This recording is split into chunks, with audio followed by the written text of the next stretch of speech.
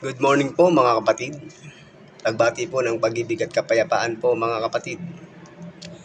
Mga kapatid, mula po sa ating pagkabata ay nakasanayan po natin gumanti sa mga taong nagkakasala sa atin o ginagawan tayo ng masama. Yun po ay hindi ibig ng Diyos para sa atin.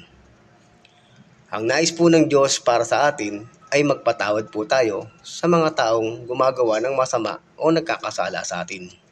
Sabi po sa banal na kasulatan sa Romans 12:19, huwag kayong maghigantihan mga iniibig, kundi bigyan ninyong daan ang galit ng Diyos.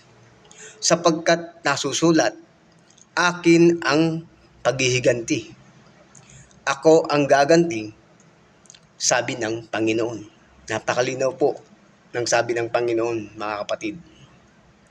Yan po ay dapat nating isapuso, mga kapatid, na huwag po tayong gumanti.